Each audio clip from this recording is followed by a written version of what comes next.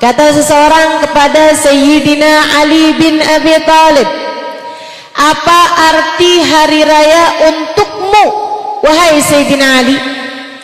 Sayyidina Ali menjawab, Yom talqa rabbak, hari di mana engkau berjumpa dengan Allah sedangkan Allah ridha kepadamu. Hari raya yang sesungguhnya adalah hari di mana kematian datang menjemput kita sedangkan Allah ridha kepada kita. Kalau hari raya yang kayak begini nih, hari Idul Fitri, hari Idul Adha, ada hari-hari raya yang lain nih. Hari raya hari lahirnya Nabi Muhammad, hari raya Isra Mi'raj, kan begitu ya? Walaupun yang diperintahkan sholat sunnah secara khusus, sholat sunnah hari raya itu hanya hari raya Idul Fitri dan hari raya Idul Adha. Tapi dalam Islam ada banyak hari-hari raya yang artinya adalah ada banyak hari-hari di mana kita dianjurkan untuk berbahagia, untuk bersukacita di hari-hari tersebut. Akan tetapi sejatinya hari raya adalah hari di mana saat datang kematianmu, kamu keluar dari atas muka bumi ini dalam keadaan menang, dalam keadaan juara, dalam keadaan berbekal iman Islam, dalam keadaan berbekal cinta, dalam keadaan membawa keridhaan Allah Subhanahu wa taala, dalam keadaan husnul khatimah. Itu hari raya yang sebenarnya. Dan saya berharap semoga semua yang hadir di tempat ini mendapatkan hari raya tersebut. Jangan ada sesiapapun di antaramu. Saya meminta kepada Allah dengan sepenuh ketulusan. Saya meminta kepada Allah Subhanahu wa taala, ya Allah, semua yang hadir di majelis ini, ya Allah, saat datang kematiannya, matikan semuanya dalam keadaan beriman, dalam keadaan membawa Islam, dalam keadaan membawa cinta kepadamu, dalam keadaan membawa cinta kepada Nabi Muhammad, dalam keadaan husnul khatimah,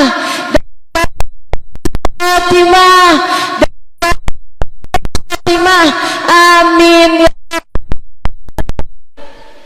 ya Allah biha, ya Allah biha, ya Allah bihusnil khatimah. Sehingga sekalian yang saya muliakan, hal yang paling penting buat kita minta sama Allah, hal yang jangan sampai kamu lewatkan dalam hidupmu untuk berdoa, hal paling serius untuk kamu minta kepada Allah Subhanahu wa taala. Teman-teman saya sekalian, saya ingat dulu saya tinggal hampir 5 tahun di kota Tarim, Hadramaut, Yaman. Orang-orang di sana tuh saling berpesan dengan doa, istaunat bidoa gitu, istaunash bidoa. Kalau ketemu sama orang, salaman, ucap salam, kemudian mereka bilang, doain saya ya, usik bidoa. Saya pesan sama kamu, saya minta kamu doain saya. Saya seringkali penasaran karena memang pengen banyak belajar. Jadi saya sering tanya sama mereka, kalau keadaannya memungkinkan, kalau ada orang pesan sama saya, setaunak bidoa gitu, saya akan tanya, apa yang harus saya doakan untukmu? Apa yang harus saya doakan untukmu? Baik, teman-teman sekalian, saya tanyakan kepada sebagian orang yang meminta atau berpesan kepada saya untuk mendoakan dia. Saya bilang, saya mesti doain apa buat kamu? Dan hampir semuanya ketika saya bertanya seperti itu, mereka bilang, idzaili bihusnil khatimah, doakan saya biar matinya husnul khatimah. Hal yang sangat berbeda dengan yang saya dapati ketika saya di Indonesia. Kalau ada orang gitu kan, Ustazah doain ya. Doa apa nih? Doain biar sehat. Doain biar rezekinya lancar. Atau doain biar anak saya keterima di sekolah favorit yang dia mau. Doakan biar suami saya gak kawin lagi.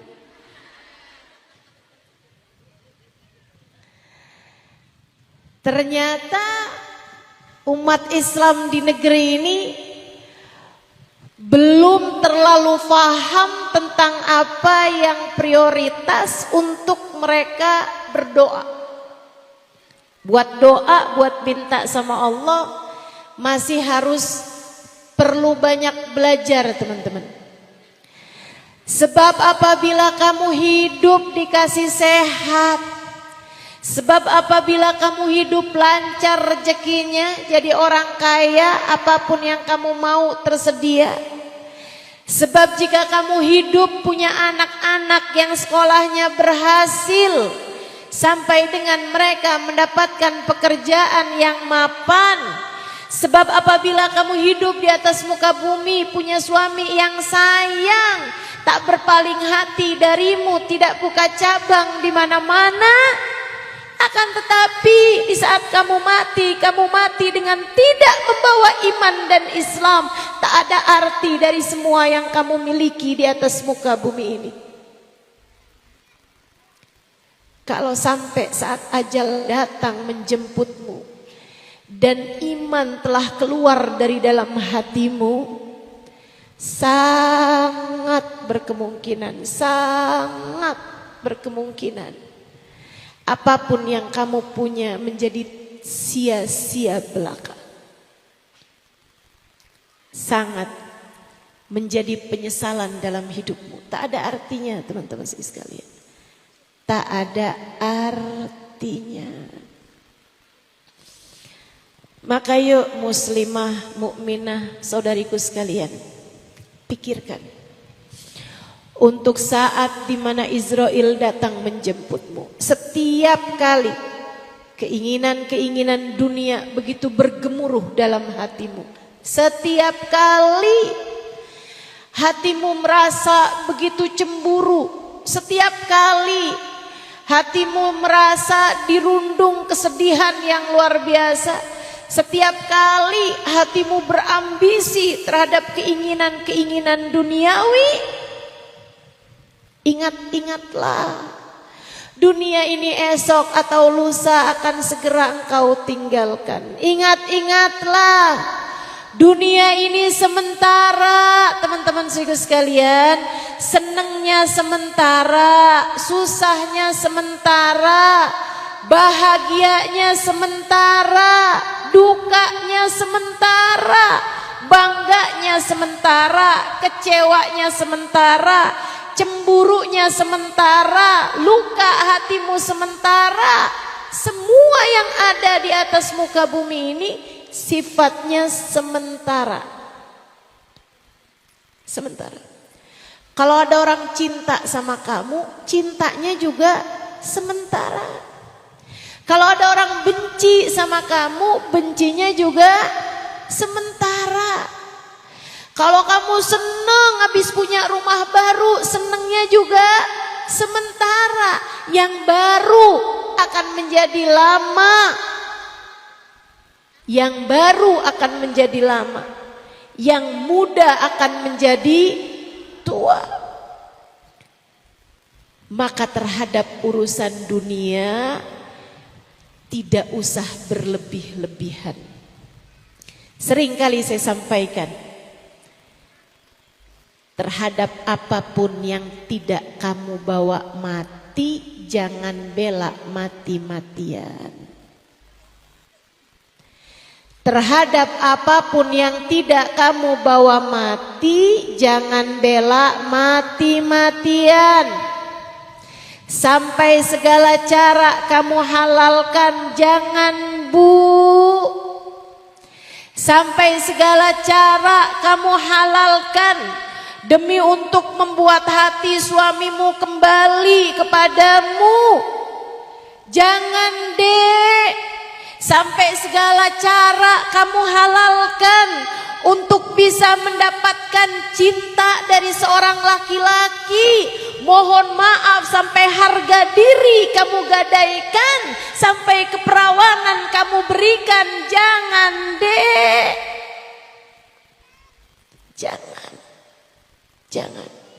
jangan pernah bela mati-matian sesuatu yang akan jadi penyesalanmu ketika kamu masuk ke dalam alam kuburmu.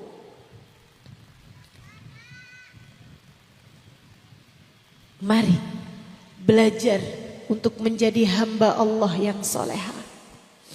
Tiap kali diri dipengaruhi oleh perasaan-perasaan emosional, entah itu ambisi terhadap dunia, kepengen punya ini, kepengen punya itu, ingetin, wahai diri, kita bakal mati.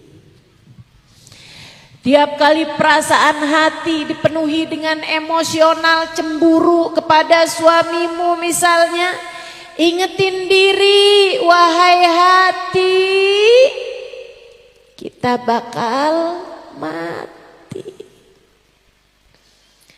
Ketika hati merasa putus asa atas hajat yang tidak diijabah Allah Ta'ala, ingetin, wahai diri, kita bakal mati. Terhadap berbagai macam urusan di atas muka bumi ini, ingetin terus hatimu bahwasanya satu hari nanti kita akan berjumpa Allah Subhanahu wa taala.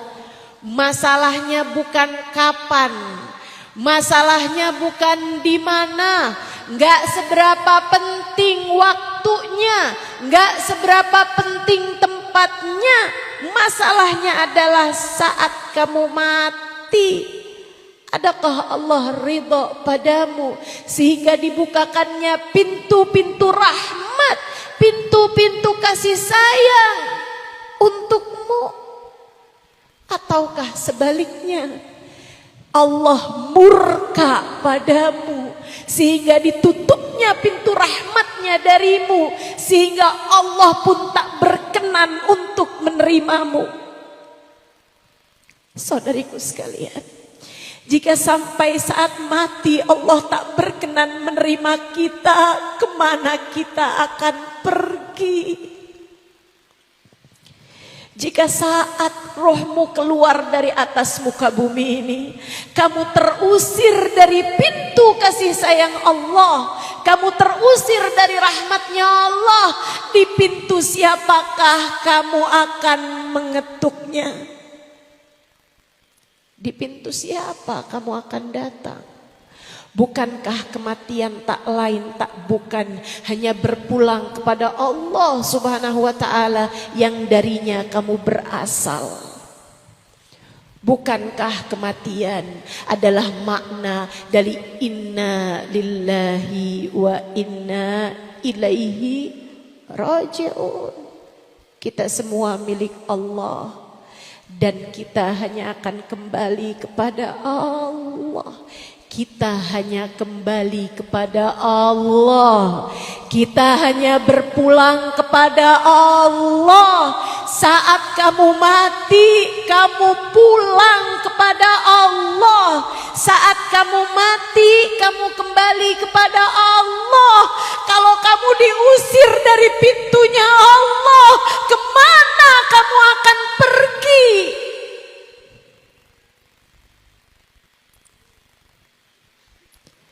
Jika kita diusir dari pintunya, kemana kita akan pergi? Ibu-ibu, kakak-kakak, adik-adik, anak-anakku sayang, mari sedari sekarang kita memantaskan diri agar di saat kita pulang, Allah berkenan menerima kita dengan penuh keridhaan. Mari di sisa hidup kita yang entah apakah tersisa setahun, 2 tahun, 10, 20 tahun, atau bahkan sebulan, 2 bulan, kita nggak tahu berapa sisanya. Mari membuat diri layak untuk menjadi seseorang yang Allah Subhanahu wa ta'ala mencintai kita dan berkenan menyambut kita dengan penuh kasih sayang. Sebab saat kematian akan menjadi salah satu dari 2 hari bagimu. Adakah ia menjadi hari raya? Ataukah ia jadi hari paling menderita bagimu? Adakah ia menjadi saat pesta? Ataukah ia menjadi saat duka?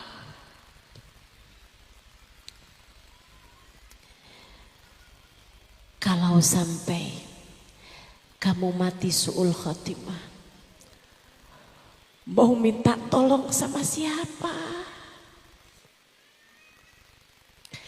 Kalau sampai iman tercerabut dari dalam hatimu di saat-saat kematianmu, kamu mau berharap dari siapa? Kalau sampai Allah meninggalkanmu di saat kematianmu, siapa lagi yang bisa kamu harap, saudariku sekalian? Tak ada sesiapa. Tak ada sesiapa. Karenanya dalam sisa hidupmu jangan pernah tinggalkan Allah. Jangan mau meninggalkan Allah di sisa hidupmu, agar kamu tidak pernah ditinggalkan Allah dimanapun dan kapanpun kamu berada.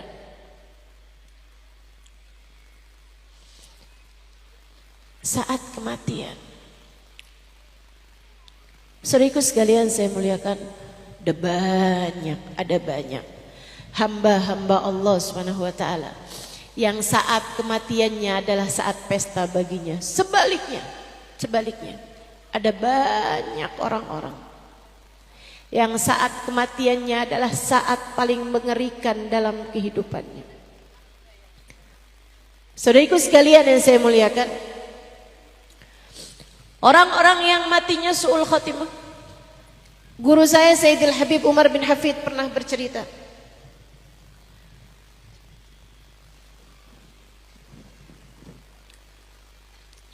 Kata beliau, ada seseorang tinggal di Madinah. Dari sejak lahir sampai mati di Madinah. Hari-harinya di Masjid Nabawi. Sampai dengan dia tua, tinggalnya di Madinah. Kalau dia lagi ada di dalam kota, gak keluar kota, tiap waktu sholat, dia sholat di Masjid Nabawi. Subuh, duhur, asar, maghrib, isya. Subuh, duhur, asar, maghrib, isya. Gak telat. Dia senang ada di Masjid Nabawi, dia senang sholat berjamaah. Meninggal dunia di Masjid Nabawi, maksudnya meninggal dunia di kota Madinah, disolati di Masjid Nabawi, kemudian dikuburkan di Baqi'. Saudaraku sekalian, dikuburkan di Baqi'. Akan tetapi setiap kali jenazahnya dihadapkan ke arah kiblat, jenazahnya ngebalik, nggak mau ngadep arah kiblat. Dihadapin lagi ke arah kiblat, ngebalik lagi. Pelan-pelan dihadapin lagi ke arah kiblat, ngebalik lagi. Ganjel, diganjal pakai batu, ngebalik sama batu-batunya. Ganjel pakai kayu, ngebalik sama kayu-kayunya. Diganjel pakai besi, balik mau besi-besinya. Ditanyakan kepada syekh pada zaman tersebut, dihadirkan. Ya syekh, ini begini keadaannya, gimana nih syekh? Kata syekhnya, ma'arada rabbuka illa bi'adha fakhallu. Allah emang maunya kayak begitu, udah biarin aja. Kita gak bisa bikin apa-apa terhadap maunya Allah Subhanahu wa ta'ala. Ini artinya apa ya syekh? Syekh tersebut menjawab, innahu laisa min ahlil qiblah. artinya orang ini bukan termasuk dari ahli kiblat, artinya orang ini bukan termasuk umat Nabi Muhammad. Artinya orang ini mati bukan termasuk di antara umat Islam. Disolatkan di Masjid Nabawi, dikuburkan di Baqi. Kenapa Syekh sebabnya? Syekhnya bilang kalau itu saya nggak tahu. Silahkan tanyakan kepada keluarganya. Yang biasanya kenal sama orang kan yang paling dekat sama dia kan. Maka ditanyakanlah kepada istrinya dan anak-anaknya. Istrinya bilang suami saya soleh. Suami saya sholat nggak tinggal, sedekah nggak kurang, haji umroh. Suami saya nggak kurang-kurang ngasih nafkah sama anak-anak. Suami saya nggak kurang-kurang ngasih nafkah kepada istri, penuh tanggung jawab. Suami saya nggak pernah ngerebut harta orang lain. Suami saya nggak berani terhadap yang haram-haram. Akan tetapi memang meskipun setiap hari sholat di Masjid Nabawi, tak pernah sekalipun dia datang berziarah ke makam Nabi Muhammad. Hatinya kosong dari rasa cinta kepada Nabi Muhammad. Dia lupa, dia tak sadar bahwasanya Masjid Nabawi tidak akan menjadi Masjid Nabawi kalau tidak karena Nabi.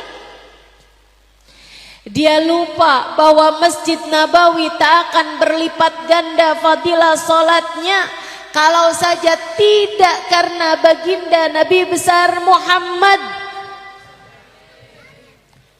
Hati yang kosong dari cinta kepada Nabi, Allah tak berkenan menerima semua ibadahnya, hanya akan ditolak di sisi Allah Subhanahu wa taala.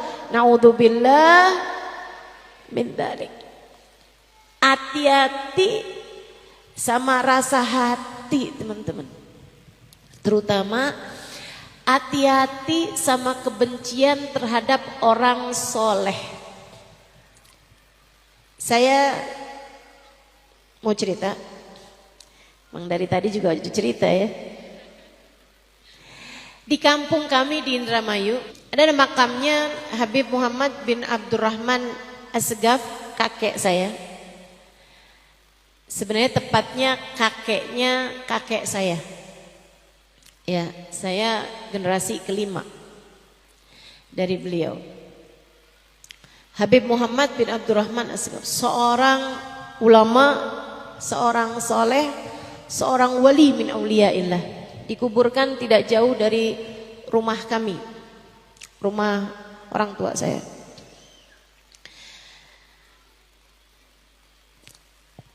Makam beliau di masa saya kecil itu belum ada bangunannya, baru masih, seingat saya baru dipagerin aja. Yang ternyata yang magerin juga abah saya, karena kalau ada kucing lewat di atas kuburnya, kucingnya mati. Kalau ada ayam lewat di atas kuburnya, ayamnya mati besoknya. Akhirnya biar nyelamatin binatang-binatang nih, biar nggak pada mati gitu, sama abah dikasih pagar, kasih pagar, cuman pagar gitu aja, biar binatang nggak lompatin atau nggak lewat di atas kuburnya. Satu waktu masjid depan rumah, di masjid depan makam mau dilebarin. Dan kalau dilebarkan itu, kalau melebarnya ke kanan, itu jadi bentuknya nggak bagus gitu. Akhirnya mereka pamitan kepada abah saya dan kepada paman saya, abangnya umi saya, untuk dilebarkan ke depan, yang artinya dengan menggeser atau memindahkan makam. Jadi makam walinya mau dipindahin gitu. Makamnya Habib Muhammad bin Abdurrahman Assegaf. Mereka pun rapat memanggil abah saya dan paman saya. Mereka bilang, kita izin nih, makamnya ini mau dipindahkan. ke pemakaman para habaib. Karena di situ makamnya tuh sendirian juga gitu. Jadi mereka bilang mau kita pindahin aja lah makamnya dan makam di sekelilingnya. Memang ada juga makam beberapa orang yang lain gitu. Tapi yang maksudnya makam yang didatengin, makam yang dianggap sebagai wali itu adalah makam beliau. Abah saya sebagaimana paman saya menjawab dengan jawaban yang sama. Kami nggak berani. Urusan mawali ini bukan urusan kita, teman-teman. Wali ini kata Allah Subhanahu wa taala, wala tahsabanna alladziina qutilu fi sabilillahi amwata bal ahya'un 'inda rabbihim yurzaqun. Janganlah kalian sangka orang yang mati di jalan Allah, nah ini baru mati syahid aja udah mulia dan enggak mati di jalan Allah ini. Janganlah kalian sangka orang yang matinya di jalan Allah, para ulama, para syuhada itu mati, mereka hidup di sisi Allah dan diberi rizki. Jadi abah dan paman saya bilang kita nggak berani, kami nggak berani. Kami akan istikharah dulu. Biarkan yang di dalam makam memberikan jawaban mau apa enggak dipindahin. Ibu-ibu kalau nempatin satu rumah, kita rumahnya emang udah betah di situ, mau dipindahin kan nggak seenak-enak itu juga ya Bu. Ini apalagi waliullah, kasih Allah gitu. Ada satu orang dari pengurus di masjid tersebut gitu. Dengan bahasa merendahkan, dengan bahasa meremehkan dia bilang kayak begini. Allah udah mati ini cungkil aja beres. Udah mati ini cungkil aja beres gitu, dengan isyarat tangannya tuh kayak yang meremehkan sekali. Ya. Kemudian meeting pun atau rapat pun selesai, gitu kan ya? Dengan tetap pemikiran bahwa kita nggak berani untuk melakukannya. Kami akan beristikharah, minta jawabannya. Dapat beberapa hari kemudian teman-teman, warga sekitar dihebohkan dengan keadaan si orang yang tadi ngomong kayak begitu ditemukan gantung diri di kamarnya, mati bunuh diri. Kita nggak tahu, serem. Jangan berani-berani deh sama para walinya Allah Subhanahu wa taala. Dulu di zaman Imam Malik, saudaraku sekalian yang saya muliakan, ada seseorang ayah hatinya nih nggak punya pengagungan terhadap agama. Walaupun dia hidup dengan kelihatannya biasa-biasa aja gitu, tapi hatinya tuh nggak punya penghormatan terhadap agama, nggak punya penghormatan terhadap ulama dan lain sebagainya. Anaknya pulang dari madrasah. Ini ada banyak nih, hati-hati nih. Kita nih kadang-kadang kalau anak sekolah SD, sekolah SMP, sekolah umum, kita muliain gitu kan. Seragamnya mesti bagus, sepatunya juga kita beliin gitu kan. Tapi giliran anak sekolah madrasah, sendalnya sendal jepit. Enggak jelas warna seragamnya. Kalau urusan bayar SPP sekolah umum, waduh luar biasa. Cepetnya baru tanggal berapa udah kebayar. Tapi giliran urusan madrasah SPP-nya nunggak 3 bulan. Gak apa-apa lah, gak dibayar, biarin ini ustadz mah mesti ikhlas. Ada tuh yang model begitu. Hati-hati, hati-hati. Masalahnya ada pada kamu menghormati ilmu agama seperti apa gitu. Jangan sampai nih kayak si bapak ini. Anaknya pulang madrasah dengan bangga. Anaknya bilang, abah, bah atau bapak, tadi pak di sekolahan pak, saya dong pak diajarin sama guru untuk bersiwak. Pakai kayu siwak gosok gigi pak. Katanya kalau kita pakai siwak itu pak sebelum sholat, sholatnya berlipat ganda pahalanya. Nih pak kayunya dibagi-bagiin, kayu siwak pak.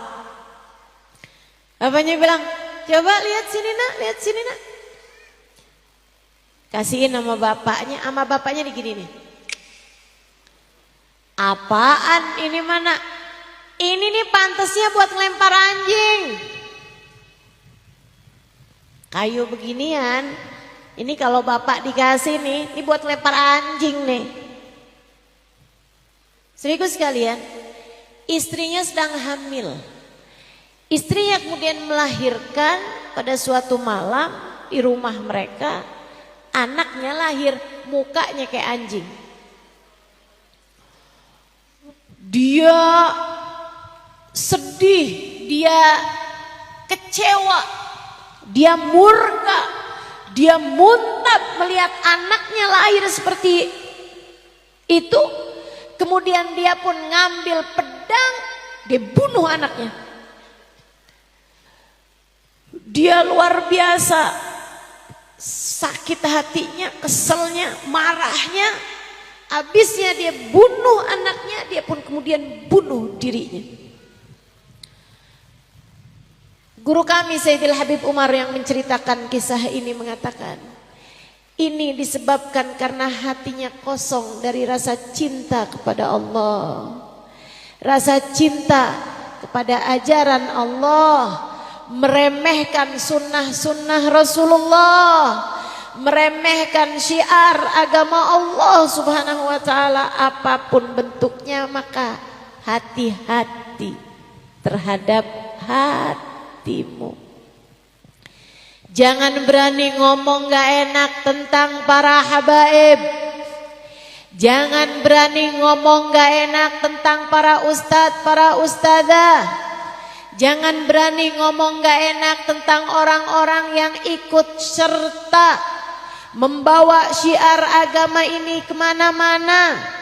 Jangan berani-berani ngomong gak enak tentang para ulama, tentang para orang-orang yang hafal Al-Quran.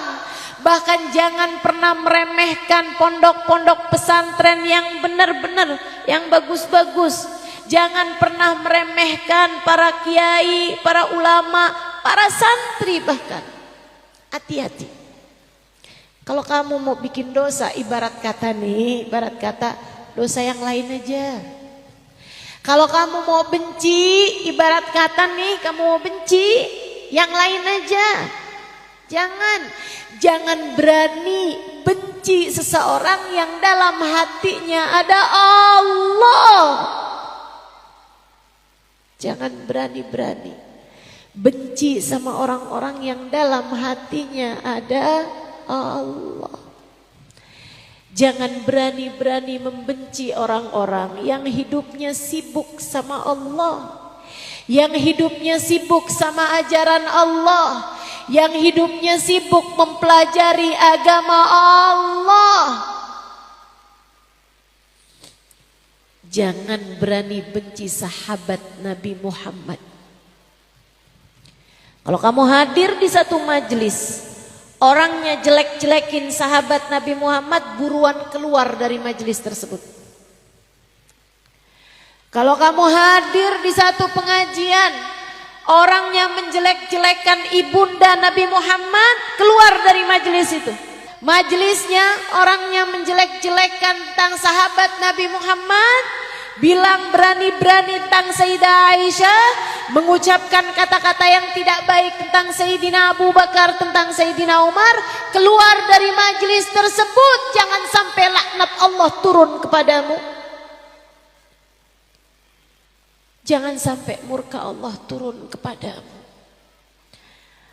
Mau orangnya jenggotnya sepanjang apapun, mau orangnya di belakang namanya ada pangkat-pangkat keilmuan LC, SAG, apapun itu bentuknya.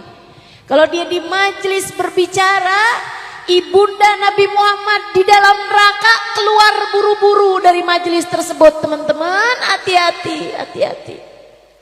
Hati-hati. Innaha aminatal aminah. Ibunda Nabi Muhammad adalah Aminah yang dipilih Allah Subhanahu wa ta'ala, rahimnya menjadi tempat tinggal manusia paling agung, baginda Nabi besar Muhammad. 9 bulan dalam kandungannya.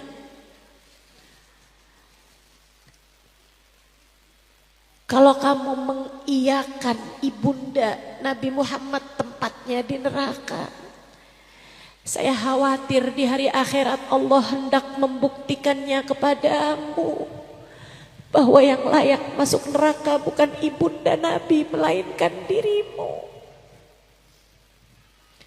Berhati-hatilah.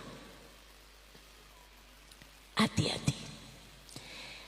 Jangan sampai iman tergadaikan, iman terkeluar dari hatimu karena ketidakmampuanmu untuk menjaga adab kepada hamba-hamba Allah yang soleh soleha. Semoga Allah tetapkan iman Islam di hati kita. Saat kematian bisa jadi saat paling menyeramkan, teman-teman sekalian. Hati-hati, hati-hati. Termasuk dosa-dosa kita. Taubatilah dosa. Meski semenyenangkan apapun, jangan sampai dosa membuatmu mati su'ul khatimah, falna'udzubillah. Ada dulu di zaman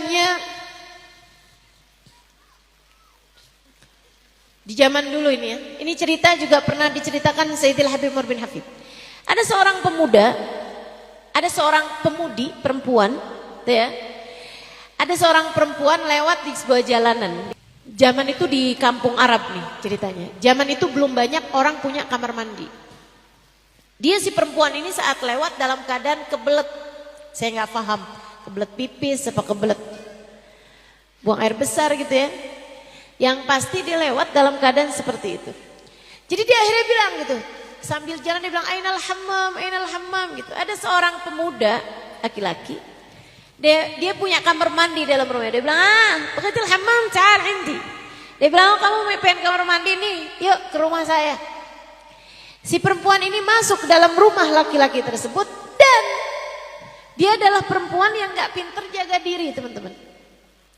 Jadi dia tuh begitu keluar, dia buka di tempat tersebut. Banyakan perempuan memang kalau keluar pakai cadar, pakai baju tertutup gitu ya. Dia begitu keluar dibuka cadarnya, begitu masuk dalam rumah masih di hadapan laki-laki ini dibuka cadarnya, dia buka baju luarnya, abayanya, dia buka gitu sebagian besar dari auratnya sehingga yang kelihatan tuh kayak cuman baju atas sama kayak semacam rok pendek gitu. Dia pun masuk kamar mandi, laki-laki ini bengong ngeliat kulit mulusnya putih, cantik, rambutnya terurai gitu ya. Laki-laki ini pun terfitnah. Terfitnah maksudnya datang keinginan buat datang nafsu lah gitu ya. Nafsu apa namanya itu? Nafsu birahi gitu ya. Apapun lah itu bahasanya. Sehingga begitu si perempuan masuk kamar mandi, dia pun kunci-kunci pintu, kunci-kunci jendela, dia tutup-tutupin jendela dan pintu-pintu. Sampai perempuan ini keluar dari kamar mandi, dia bilang, kamu gak bisa keluar. Dia singkirkan bajunya si perempuan ini. Kamu gak bisa keluar. Kayak mohon maaf ya, mau diperkosa nih sama laki-laki ini. Si perempuan rupanya adalah perempuan bandel, perempuan nakal, perempuan genit. Tak apalah bahasamu itu. Akhirnya perempuannya bilang kayak begini, oh kamu mau kita seneng-seneng nih, boleh aja, siapa takut. Kamu ganteng juga kok dek. Dia bilang, saya juga mau sama kamu. Siapa bilang saya gak mau sama kamu, saya juga mau sama kamu. Dideketin, pegang-pegang. Laki-laki ini bling satan, gak karu-karuan. Perempuan ini terus bilang gitu, cuman masalahnya saya lapar. Boleh gak kamu keluar dulu beliin saya gado-gado di ujung jalan? Ya bukan gado-gado amat sih ya, pokoknya beli makanan lah gitu. Nah, jadi mikir, Ada orang tukang jual gado-gado ya di Arab. Akhirnya dia bilang, oh gitu, baiklah kalau gitu. Iya enak juga ya. Laki-laki ini keluar teman-teman saya sekalian. Ya perempuannya dipakai bajunya kemudian kabur. Laki-laki ini begitu masuk rumah, dapeti perempuan itu udah gak ada. Nyeselnya sampai ubun-ubun. Bertahun kemudian laki-laki ini menikah. Laki-laki ini punya anak. Bertahun kemudiannya laki-laki ini mengawinkan anak-anaknya, punya cucu. Sampai di umur 70-an tahun datang ajalnya teman-teman sekalian. Sholat, puasa, sedekah, benar sama istri, benar sama anak-anaknya, benar selayaknya muslim biasa. Akan tetapi masalahnya dia tidak pernah menyesali dosa yang satu itu. Dia setiap kali ingat kejadian itu, bukannya nyeselin dosanya, astagfirullah kok pengen ya sama perempuan gak halal. Bukan, dia setiap kali ingat kejadian itu, ya ampun kok bego saya ya. Kok saya tinggalin tuh perempuan, kok gak saya kerjain tuh. Kenapa kok saya maunya ninggalin tuh perempuan gitu. Sehingga sekalian yang saya muliakan, sampai di saat ajal datang menjemputnya, dia pun ditalkin, la ilaha illallah. Bukannya ngikutin talkinnya, dia malah bergumam gak jelas. Dulu ada perempuan nyari kamar mandi. La ilaha illallah. Saya punya kamar mandi, saya tunjukin kamar mandinya. La ilaha illallah.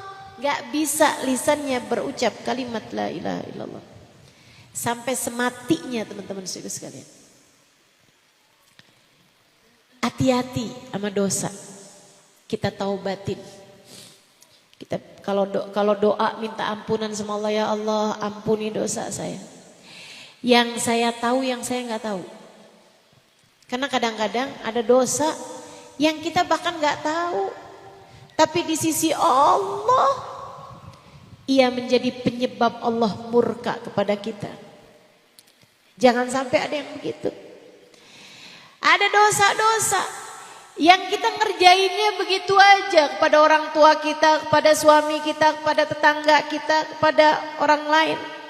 Akan tetapi rupanya nilainya di sisi Allah begitu besar sehingga menghalangkan iman untuk tetap berada di hati kita saat kematian. Mari kita bilang sama Allah, ya Allah ampuni dosa-dosa saya ya Allah. Ya Rabbi bil Mustafa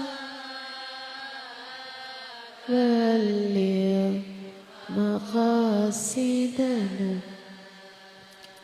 waghfir lana ma madha ya wasi'al karami maulaya salli wa sallim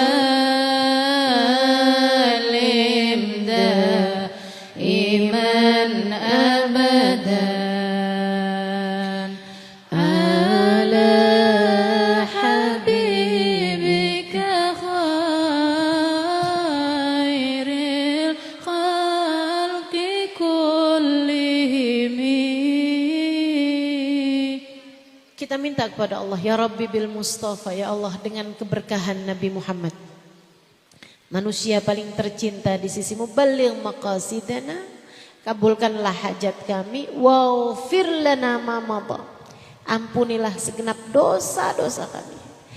Apapun yang telah berlalu dari dosa-dosa kami ya Allah, yang kami tahu, yang kami enggak tahu, yang kami sadar, yang kami enggak sadar, waghfir lana ma madha, ampunilah semuanya yang telah berlalu dari dosa-dosa kami. Ya wasi'al karami, wahai zat yang paling luas kedermawanannya. Kematian bisa jadi saat paling mengerikan bagi kehidupan seseorang, dan bisa jadi saat pesta, saat hari raya, saat paling berbahagia bagi kehidupan orang lain. Kita berharap semoga kita menjadi orang-orang yang seperti ini. Kematiannya menjadi saat paling pesta. Ada dulu seorang perempuan solehah, luar biasa. Solehah, tercinta di hati suaminya, tercinta di hati anak-anaknya, tercinta di hati semua orang.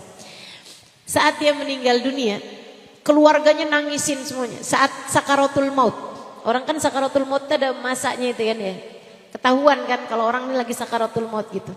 Nah itu yang katanya Nabi Muhammad, la ilaha illallah laqinu biha mautakum. Kalimat la ilaha illallah talkinkanlah untuk orang yang sedang sakaratul maut di antara kalian. Kita kalau tahu ada orang lagi sakaratul maut, bacakan surat Ar-Ra'du, bacakan surat Yasin, itu mempermudah keluarnya ruh. Dan juga mesti ada orang kalau udah tahu nih udah lagi saat-saat paling terakhir gitu, udah nafasnya udah mulain jarang-jarang, kemudian kakinya udah mulai dingin, itu berarti ruhnya udah nggak ada di kaki tuh Bu tuh. Biasanya kakinya juga lebih apa tuh namanya? Ya lemes ya, kakinya nggak lagi tegang gitu karena udah nggak ada ruhnya lagi tuh. Itu kan ruhnya udah jalan tuh, udah keluar sebagiannya. Nah itu saat seperti itu la ilaha illallah kata Nabi Muhammad, laqinu biha mautalkum, talkinkan di telinga orang yang sedang meninggal dunia di antara kalian, sedang sakaratul maut di antara kalian. Nah ini ada seorang perempuan sangat-sangat soleha, tercinta di hati keluarganya. Di saat dia sedang sakaratul maut, keluarganya nangis semuanya, nggak ada yang talkin kalimat la ilaha illallah. Kan orang sakaratul maut ntar kayak sadar, ntar kayak gak sadar kan gitu ya. Di saat dia lagi sadar, dia liatin keluarganya pada nangis semuanya. Dan beliau sadar bahwa beliau sedang sakaratul maut, jadi beliau bilang, ngapain kalian pada nangis? Kalian tuh mestinya mentalkin saya. Kayak gini loh. La ilaha illallah. Keluarganya pada nyautin la ilaha illallah. La ilaha illallah. La ilaha illallah. La ilaha illallah. La ilaha illallah. Meninggal dunia. Jadi bukan keluarganya nalkin dia. Keren. Yang mau meninggal dunia malah justru mentalkin orang yang hidup. Masya Allah. Husnul. Di Sewun beberapa tahun yang silam ada seorang ulama, ketika diceritakan disebutkan namanya, maaf nih lupa namanya, tapi ini ada salah satu cerita yang diceritakan Sayyidil Habib Umar bin Hafid dalam salah satu majelis beliau tentu saja. Beliau ada cerita teman-teman. Jadi di Sewun ada syekh, ada habib sedang ngajar pada murid-muridnya. Murid-muridnya buka kitab gitu lagi dapetin pelajaran. Qala Rasulullah sallallahu alaihi wasallam, man mata wa qala la ilaha illallah. Terus diam. Hadisnya berbunyi, siapa yang meninggal dunia, beliau bacain. Ada hadis Nabi Muhammad di kitab itu. Siapa yang meninggal dunia dan dia berkata la ilaha illallah. Dia terus diam, muridnya nungguin gitu. Kan mau terjemahin kitab, mau ngertiin kitab. Kok gurunya diam aja nih. Liatin gurunya nunduk gitu. Lama bener. Akhirnya sesudah beberapa menit maju seseorang di antara mereka, ngelihat ternyata sudah meninggal dunia. Hadisnya berbunyi, man mata wa qala la ilaha illallah dakhalal jannah. Siapa yang meninggal dunia dan dia berkata la ilaha illallah, maka dia akan masuk surga. Jadi masuk surganya pakai praktek. Dibaca hadisnya, masuk surganya pakai praktek. Masya Allah. Hamba-hamba tercinta di sisi Allah. Atau seperti kisahnya Habib Abdullah bin Husain bin Tahir. Sedikit lagi nih ya. Seperti kisahnya Habib Abdullah bin Husain bin Tahir, sahib Masilah, tinggal di kota Masilah. Saya semasa tinggal di kota Tarim dulu sering berziarah ke makamnya Habib Abdullah bin Husain bin Tahir dan juga datang ke rumah beliau, teman-teman. Rumah beliau tuh banyak tangganya. Ternyata kayak yang gak semestinya pakai tangga juga dikasih tangga gitu. Ternyata beliau menghatamkan Quran di tiap tangganya. Dan subhanallah tangganya jadi banyak karena semua tangga udah dihatamin Quran, jadi tinggal begitu beliau hatam Quran lagi bikin tangga lagi. Banyak tangga-tangganya. Sahib Masilah. Beliau ahli zikir, beliau ahli ibadah. Beliau orang yang Masya Allah ibadahnya, teman-teman sekalian. Masya Allah ilmunya. Pandai menjaga waktu. Datang sakaratul maut. Istrinya mentalkin. Tahu suaminya sedang sakaratul maut, istrinya talqin. La ilaha illallah. Bukan ngikutin, suaminya ngeliatin aja sambil senyum. Enggak merasa puas disenyumin aja gitu. Ditalqin lagi. La ilaha illallah. Suaminya ketawain. Enggak puas diketawain, ditalqin lagi. La ilaha illallah. Suaminya bisik-bisik. Bilang sama istrinya, in aradti bidzalika dzikr fadhkurillah sirra. Kalau kamu mau dzikir pelan-pelan aja, jangan teriak-teriak di telinga saya. Fa in aradti an tulaqqinini faqad ikhtalatat la ilaha illallah bilahmi wa dami. Namun jika tujuanmu mau mentalkin saya, enggak usah repot-repot. Kalimat la ilaha illallah telah menyatu bersama darah dan dagingku. Masya Allah. Tuh hamba-hamba tercinta di sisi Allah. Orang-orang yang keluar dari atas muka bumi ini sebagai juara-juara kehidupan. Mereka pulang dengan berbekal cinta kepada Allah. Mereka pulang dengan berbekal cinta kepada Rasulullah. Mereka pulang dengan berbekal cinta kepada para ulama. Mereka pulang dengan berbekal cinta kepada agama Allah Subhanahu wa taala. Mereka pulang sebagai orang-orang yang telah berhasil meraih rahmat ridha Allah Subhanahu wa taala. Pecinta Nabi Muhammad, Bilal bin Rabah, di saat sakaratul mautnya, sang istri berteriak-teriak di sampingnya, wa karbah ala Bilal, wa karbah ala Bilal. Ya Allah, kesiannya Bilal, Bilal mau meninggal nih, kesiannya Bilal. Bilal melihat istrinya berteriak seperti itu, Bilal menjawab, wa tarabah, qadan alqal ahibba Muhammadan wa hizbah. Jangan katakan alangkah susahnya Bilal, alangkah kesiannya Bilal, akan tetapi katakan alangkah bahagianya Bilal. Bilal besok sudah akan bersanding dengan kekasih hati Nabi besar Muhammad sallallahu alaihi wasallam dan para sahabatnya. Bilal besok sudah bersama dengan kekasih hati.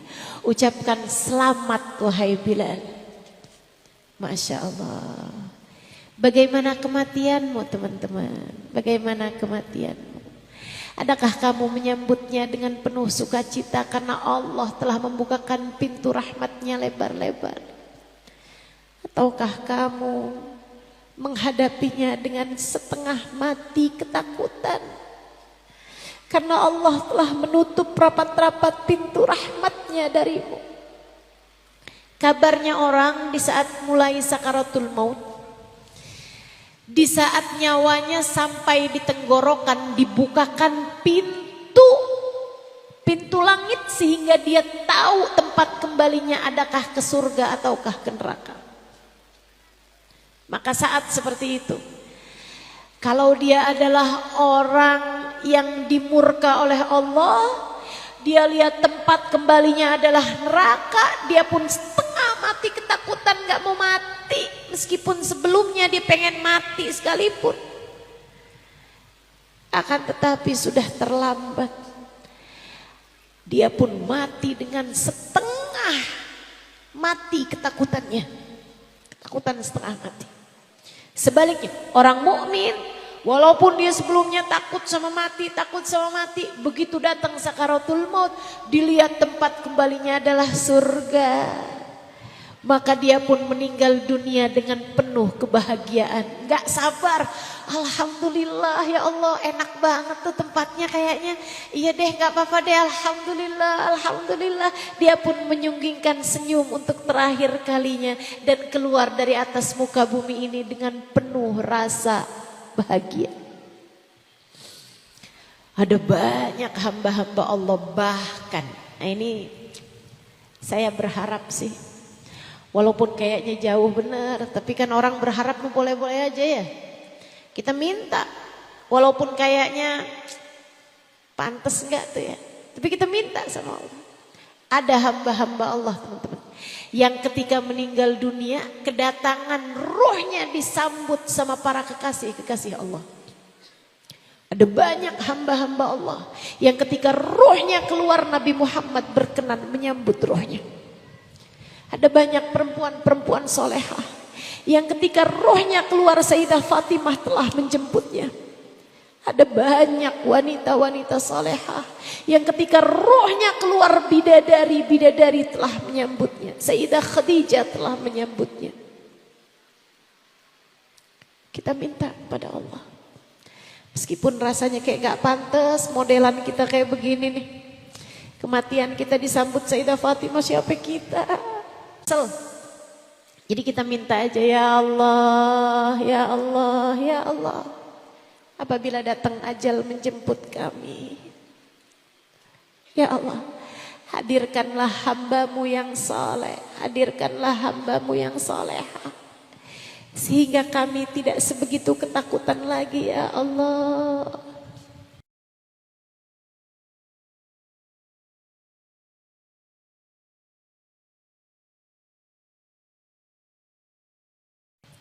Hadirkan Sayyidah Fatimah, hadirkan Nabi Muhammad, hadirkan Nabi Muhammad, ya Allah. Gimana caranya menuju kematian yang indah? Gimana caranya biar kematian kita adalah jadi hari raya paling menyenangkan dalam hidup kita? Satu, taubatin semua dosa. Sebab seperti yang tadi saya sampaikan, dosa tuh bisa jadi penghalang kita mati husnul khotimah. Kemudian yang keduanya, kerjakanlah kebaikan-kebaikan secara istiqomah. Terus saja. Sebab kama ta'ish tamut, sebagaimana kamu hidup seperti itu pula lah kamu akan mati. Kalau kamu hidup dengan ilmu, kamu hidup dengan menuntut ilmu, kamu senang mendengarkan kajian-kajian, sangat mungkin kamu meninggal dunia juga dalam keadaan menuntut ilmu. Dan orang kalau meninggal dunia dalam keadaan menuntut ilmu, laisa baini wa bainahu illa darajatun nubuwah. Kata Nabi, orang meninggal dunia dalam keadaan menuntut ilmu, dia akan berkumpul denganku, hanya saja aku Nabi, dia bukan. Dia akan dikumpulkan bersama denganku, meskipun aku seorang Nabi dan dia bukan Nabi. Masya Allah. Derajat tinggi buat orang yang meninggal dunia dalam keadaan menuntut ilmu. Tetapi kebaikan, teruslah berbuat kebaikan, istiqomahlah, kontinulah berbuat kebaikan-kebaikan. Tertatih-tatih gak apa-apa, tapi jangan ditinggalkan teman-teman. Tahajud biar kata dikit-dikit dikerjain, walaupun cuma berapa rakaat dikerjain. Quran walaupun cuma berapa ayat dibaca. Zikir walaupun sedikit gak apa-apa, tapi yang penting terus istiqomah dibaca gitu. Insya Allah matinya husnul khatimah. Yang ketiga, doalah terus, minta sama Allah. Salah satu doanya, ya mugallibal qulub, tsabbit qulubana ala dinik. Qalbi apa qulubana ustazah? Boleh dua-duanya. Kalau kamu doa ya muqallibal qulub tsabbit qalbi ala dinik, kamu doain diri kamu sendiri. Kalau kamu berdoa ya muqallibal qulub tsabbit qulubana ala dinik, wahai zat yang membolak-balikan hati, tetapkan hati kami berada dalam keimanan kepadamu. Kamu bisa meniatkan mendoakan orang tuamu, mendoakan anak-anakmu, mendoakan suamimu, mendoakan saudara-saudarimu, mendoakan orang-orang yang kamu cintai agar dimatikan juga dalam husnul khatimah. Doa yang lain diajarkan Allah pula, Rabbana hablana, Rabbana la tuzigh qulubana ba'da id hadaitana wa hab lana min ladunka rahmatan innaka antal wahhab. Ya Allah, jangan pernah Kau cabut hidayah iman yang telah Kau karuniakan dalam hati kami. Ya Allah, karuniakanlah kepada kami rahmat-Mu, sungguhnya Engkau adalah zat yang maha memberi. Doa yang lain, ya Allah biha, ya Allah biha, ya Allah bihusnil khatimah, ya Allah biha, ya Allah biha, ya Allah bihusnil khatimah.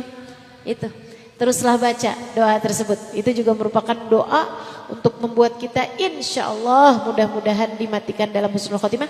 Yang terakhir, kalau kamu kepengen agar dimatikan dalam keadaan husnul khotimah yang paling indah, yang paling bagus, jadi hari raya buat kita, cintailah hamba-hamba Allah yang soleh. Cintai orang-orang baik-baik, cintai para kekasih Allah yang terutamanya adalah bagindamu Nabi besar Muhammad.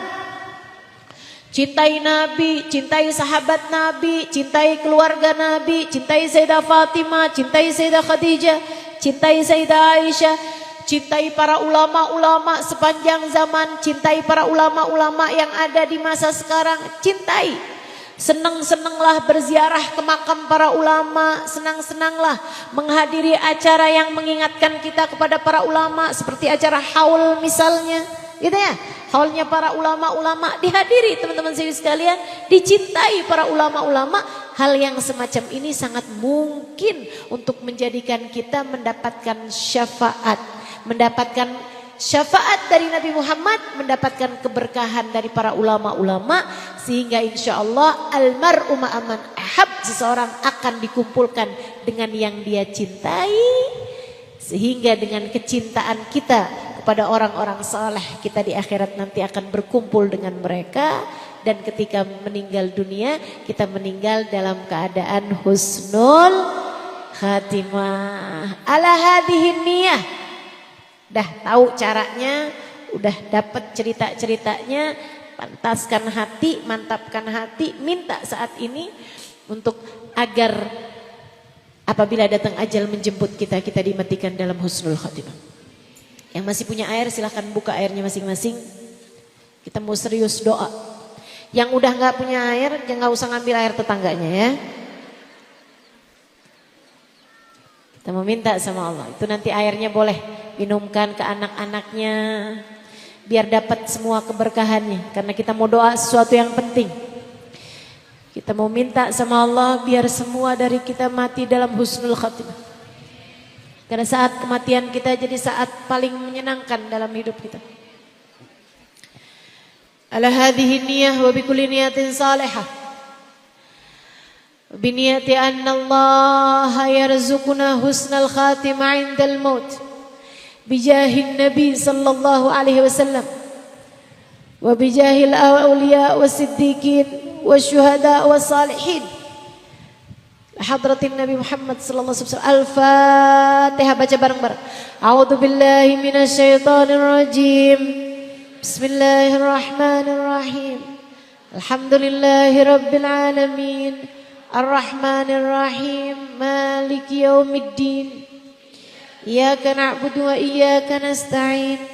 Ihdinas siratal mustaqim. Ghairil maghdubi alaihim waladdallin. Allahumma bihaqqil Fatihah, birmatil Fatihah, barakatil Fatihah, taftah lana abwabal khair, tu'amilana mu'amalat ahlal khair, takfina min jamil fitan wal mihan bu'us wa dhair. Innaka wali kulli khair, mutafaddil bi kulli khair birahmatika ya arhamar rahimin.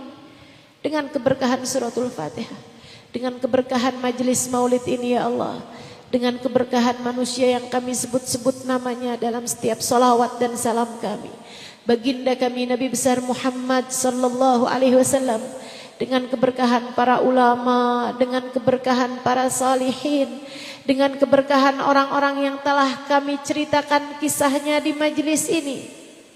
Habib Muhammad bin Abdurrahman Asgaf, Al-Habib Abdullah bin Husain bin Tahir, serta para perempuan-perempuan yang lain Sayyidina Bilal bin Rabah, serta hamba-hambamu ya Allah yang meninggal dunia dengan berbekal iman, dengan berbekal Islam, dengan berbekal cinta. Dengan kematian-kematian yang begitu indahnya kami mohon kepadamu ya Allah. Karuniakanlah kepada kami kematian dalam husnul khatimah. Kami simpankan waktu sekarang ini ya Allah untuk saat kematian kami. Ya Allah, Engkaulah Zat yang maha menentukan. Engkaulah satu yang menjadi penentu kematian kami, husnul khatimah atau su'ul khatimah. Engkaulah satu ya Allah yang menentukan nasib hamba-hambamu. Kami mohon kepadamu ya Allah. Semua yang hadir di majelis ini ya Allah, yang datang dari dekat, yang datang dari jauh ya Allah, yang datang paling awal, yang datang paling akhir ya Allah, yang tua, yang muda, semua yang hadir di majelis ini ya Allah, semua yang mendengarkan doa ini ya Allah, kami mohonkan kepadamu ya Allah, ya Allah, ya Allah. Apabila datang ajal menjemput kami, matikan kami dalam husnul khatimah. Jangan ada siapapun di antara kami yang kau cabut imannya ya Allah. Jangan ada di antara kami orang yang matinya enggak bawa iman ya Allah. Jangan ada siapapun di antara kami yang kau tutup pintu rahmat-Mu darinya ya Allah. Jangan ada siapapun di antara kami yang terusir dari pintu keridhaan-Mu ya Allah. Di saat ajal datang menjemputnya ya Allah. Kami semua apabila datang ajal menjemput kami, bukakanlah pintu rahmat-Mu lebar-lebar. Terimalah kami ya Allah. Terimalah kami ya Allah. Terimalah kami ya Allah. Kami pun berdoa yang sama untuk dua orang tua kami. Kami pun berdoa yang sama untuk anak-anak kami. Kami pun berdoa yang sama untuk suami kami.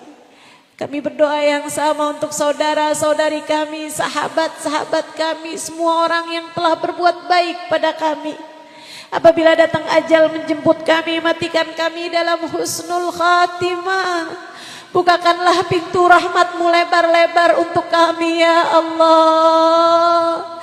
Jangan ada di antara kami yang terusir dari rahmat-Mu ya Allah. Jangan ada siapapun yang kau tutupkan pintu rahmat-Mu dari kami ya Allah. Terimalah kami sebagai hamba-Mu ya Allah.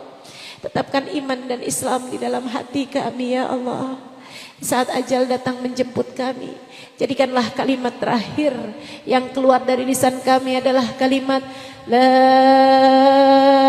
ilaha illallah, La ilaha illallah, La ilaha illallah, Muhammadur Rasulullah sallallahu alaihi wasallam. Ya Allah, apabila ada seseorang di antara kami yang dosa menghalanginya dalam husnul khatimah, apabila ada seseorang di antara kami yang dosanya terlampau besar sehingga menghalangkannya dari husnul khatimah, apabila ada seorang di antara kami yang terlanjur Engkau murka sehingga apabila datang ajal menjemputnya ia mati dalam su'ul khatimah, kami mohon padamu ya Allah, saat ini juga ampunilah dosa-dosanya. Saat ini juga ampuni dosanya ya Allah. Meskipun ia belum menyesal karena ia tidak mengerti.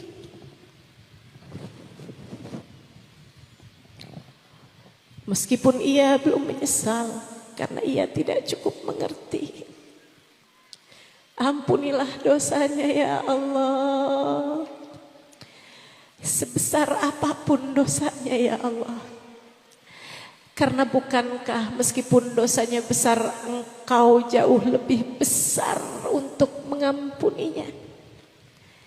Meskipun dosanya besar, bukankah ampunanmu jauh lebih besar? Ampunilah saja dosanya ya Allah. Dan saat ini juga tetapkanlah kematiannya dalam husnul khatimah. Saat ini juga ya Allah, dengan berkat Nabi Muhammad, dengan berkat hamba-hambamu yang soleh-solehah, dengan berkah Habibana Ali Al-Habsyi sahibul maulid, ampunilah dosanya ya Allah. Karuniakanlah seindah-indah kematian bagi kami semuanya ya Allah. Karuniakanlah seindah-indah kematian bagi kami semua ya Allah. Di akhirat nanti ya Allah, selamatkanlah kami ya Allah. Masukkan kami ke dalam surgamu tanpa hisab, tanpa adab. Kumpulkan kami di belakang Nabi Muhammad. Ya Allah, izinkan semua yang hadir di tempat ini matanya kelak memandang wajah Nabi Muhammad di padang mahsyar nanti ya Allah. Jangan ada yang terhalang dari memandang wajah Nabi Muhammad. Jangan ada yang terhalang dari memandang wajah Sayyidah Fatimah Zahra. Jangan ada yang terhalang dari memandang wajah Sayyidah Khadijatul Kubra. Jangan ada yang terhalang dari memandang wajah Sayyidah Aisyatul Ridha. Kumpulkan kami dengan orang-orang yang saleh ya Allah. Kumpulkan kami di belakang para ulama ya Allah. Kumpulkan kami di belakang para habaib. Kumpulkan kami di belakang hamba-hamba yang tercinta di sisimu ya Allah. Ya Allah, ya Allah. Inilah hajat-hajat kami haturkan kepadamu. Semua yang hadir di tempat ini berkahilah ya Allah. Mudahkanlah yang sedang sulit di antara kami. Lapangkanlah yang sedang sempit di antara kami. Sehatkanlah yang sedang sakit di antara kami. Rabbana taqabbal minna innaka antas samiul alim. Tub alaina innaka antat tawwabur rahim. Bifadli subhana rabbika rabbil izzati amma yasifun. Wassalamun alal mursalin. Walhamdulillahi rabbil alamin. Taqabbalallah minna wa minkum taqabbal ya karim. Mudah-mudahan bermanfaat. Kurang lebihnya mohon maaf. Billahi taufiq wal hidayah wal afu minkum. Assalamualaikum warahmatullahi wabarakatuh.